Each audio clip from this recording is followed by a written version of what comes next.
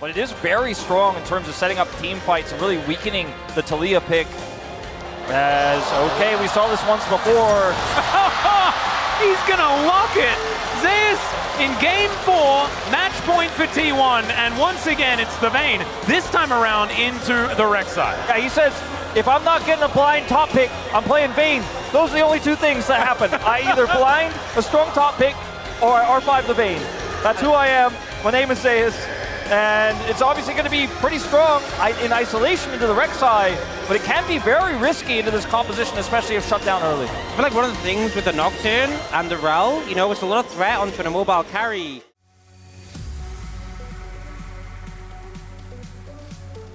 A roar, not a cry, you know? Yeah. Very, very, very loud crowd. Well, that is a Christmas tree in the river. And if someone's moving around very, very fast, well, that's a lot of people. Yeah. It's raining. As far as tank top laners go... Whoa, another one. As Keria going to be able to get a whole bunch of CC. Flash out from Delight, who's also lit on fire. Yeah, this survives. I would be emotional after that, I'm not gonna lie. Yeah, I am emotional after that. As Keria is not going to quite find too much there with that hook. Nocturne can start to make an impact, but the game is quickly slipping out of control. And really, for T1, I want to see them pushing as much as possible to set the pace of this game. Trading here, we'll see who ends up getting the better of this one. Faker goes back.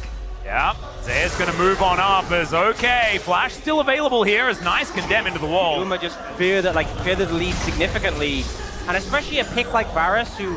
Oh no. Oh, there's a knock-up as the flash forward from Keria. Immediately, Doran's like, nah, ain't dealing with that one. He is going to be able to flash his way out. Ended up winning the game, but it was able to get a ton done on the Zeri. Oh, they have spotted that Gumayusi is possibly alone. There's the paranoia as Peanut dives in. He flashes on top of the CC. He's going to be there. The crescent guard too good from Ona. He's just going to get them out of there. Zeka will turn up. They do manage to take down the Varus, but the Zeri, nothing she can do, and T1 will win the skirm. And what did Ox just say? You know, the first gank, the first attempt completely backfires. And as soon as I saw the paranoia come out and then things go dark, I had question marks over my head. Is this even work out? You don't have prior, you don't have control. And Delight will get taken out here as well. No exit. He's up. I got a little bit confused. I looked over at you, Wolf, and then I'm like, wow, he's flashing under a turret. That was his turret. Yeah. It hasn't been his day. And he is a player that has required a day. Now, that was a decent sidestep there from Gumayusi, but there is no way he's surviving this one. Peanut able to lock one down. Extend the best of 5. They were going to have some cool reads, but it just has not been the case. Like this Nocturne pick,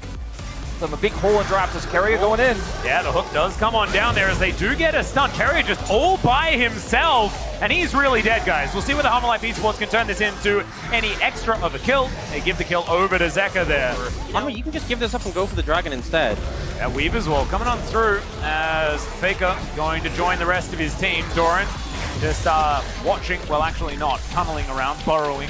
Guys, just go dragon. Oh, here's another possibility as the Magnet Storm comes on down. Chains of Corruption are not going to be enough to stop this one as Viper gets his first. Keria is now in the back of the pit with absolutely nowhere to go. It's a double as the burst fire rains down. Now it's going to be the Nocturne and the Rek'Sai who are just too problematic.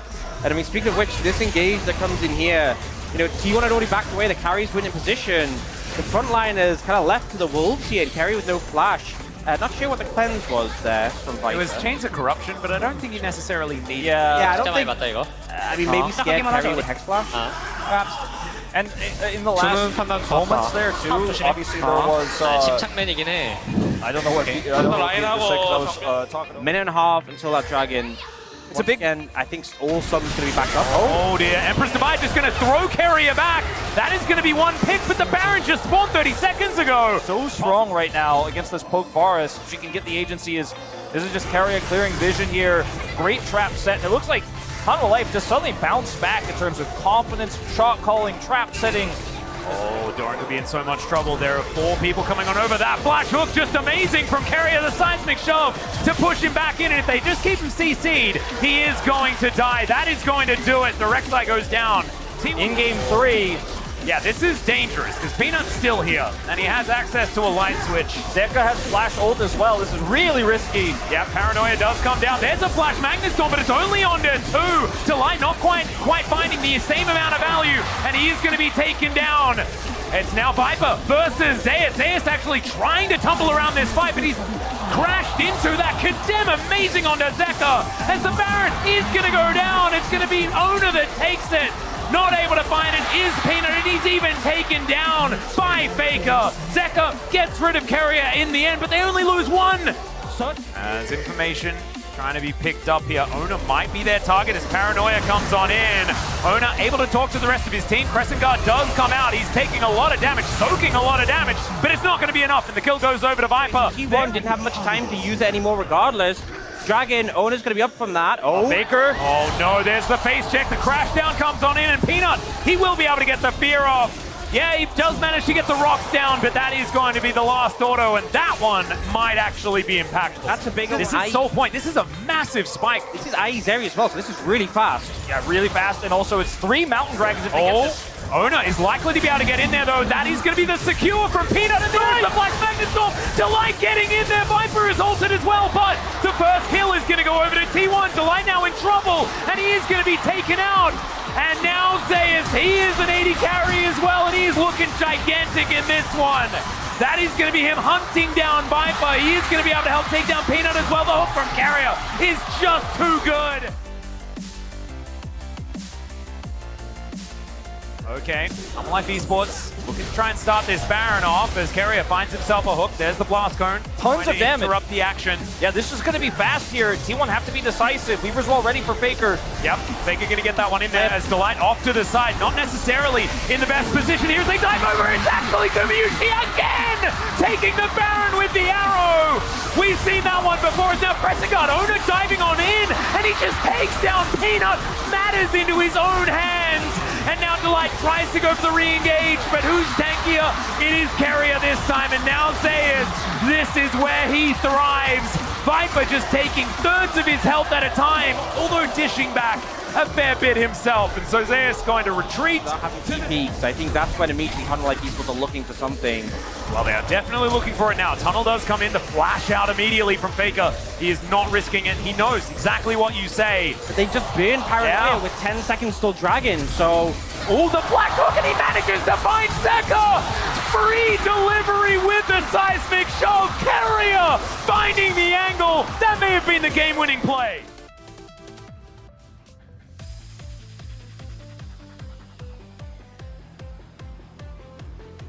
Faker has the Seeker's Arm Guard. It's just going to make it so impossible in here. Just a beautiful combo. You know, we actually have a Zhonya's for Zeka, and he doesn't get to use it. Didn't preempt it against the hook, and once you get hit by the face with it, and yeah, like you said, I mean, Faker, he's got the wall. He can just build that. He is going to put that one together now as Peanut is now in this pit. Can they win the smite is the question. Great spell shield comes on down, and that's the engage here from Ona. He tries to hold on. Hook not really doing too much, but it is Ona that takes the soul for T1.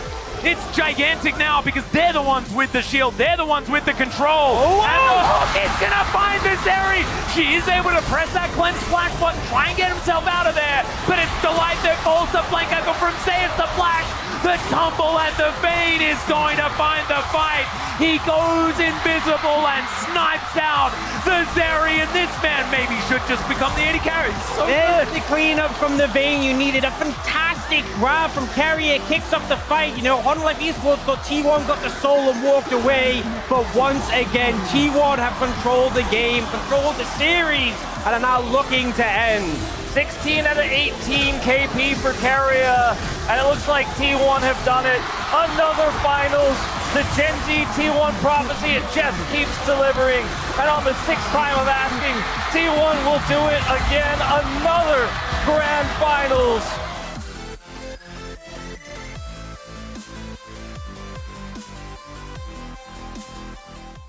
A V11 possibility on the table. And look, everyone is going to look at this and say, well, obviously it was inevitable. It was going to be T1 versus Gen G. Just look at the standings. But you looked at what happened last time around, and it was only those that sort of believed in the jinxes, that just believed in the fact that T1, they just get these done.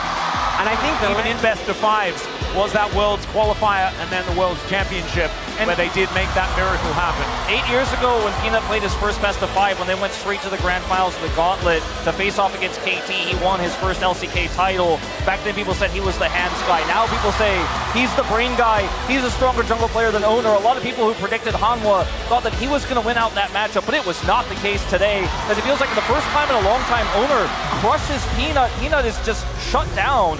And that has just not really been the case. So much of Genji's wins over T1 pre this Genji roster was... Yeah, I mean, it's the cup that has been very elusive for the LCK. Of course, T1 have won one before, but not recently. And so having a listen to the final moments here, as this might absolutely gigantic from Owner.